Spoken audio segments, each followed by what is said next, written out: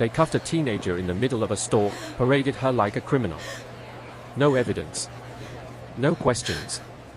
Just her skin color was enough. But the truth? The truth rang out, literally, from the accuser's own purse. This story exposes how racial profiling works in real life, and why it's not just one bad apple, it's a whole system. Stay with me. She's 15.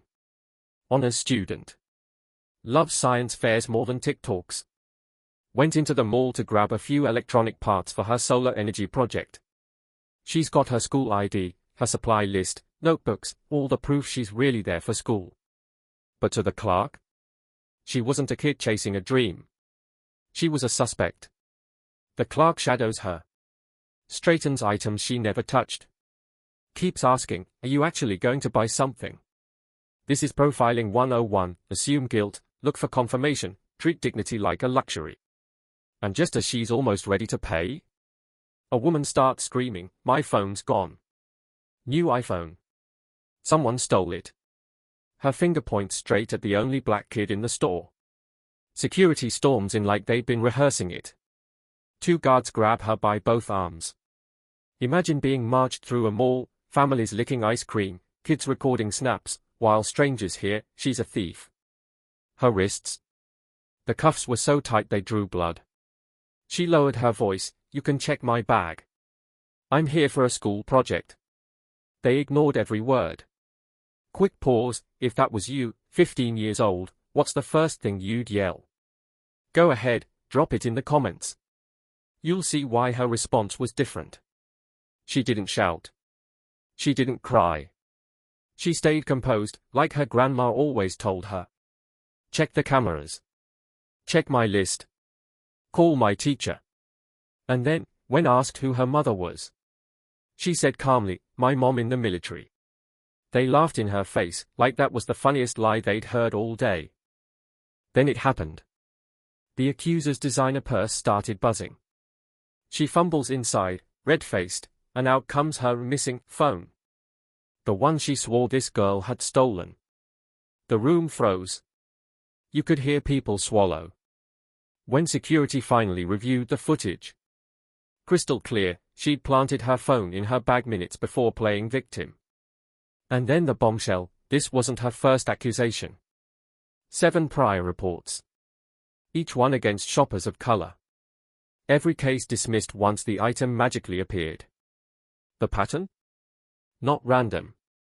Intentional. Now ask yourself, how many other kids didn't have cameras, didn't have proof, didn't get out of those cuffs? This isn't just one store. Here's the data. Black shoppers are 3 times more likely to be stopped and searched in retail environments, even when they spend more on average. Retailers call it loss prevention. We call it what it is, criminalization of existing while black. The accuser backpedals, "Oh, it was a mistake. Anyone could lose track." But by then, it's too late. Cameras, rolling. Crowd, watching. Local news, outside. Turns out, the guards? Trained to profile urban youth. The officer? Already had multiple complaints for using excessive force. What started as a one girl, one phone cracks open a system built to humiliate certain people and protect others. So tell me, what's worse here? The false accusation? Or the fact an entire staff jumped to believe it without evidence? Comment A for the accuser, B for the system. For the girl, it wasn't no harm done. Her wrists were cut. Her dignity was attacked in front of strangers. For the store? Lawsuits. Firings. Policy overhauls. But here's the most important outcome, she stayed calm.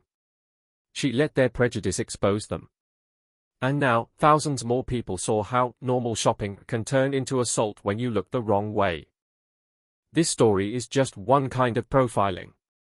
But it's happening daily in stores, in traffic stops, in applications that never get replies.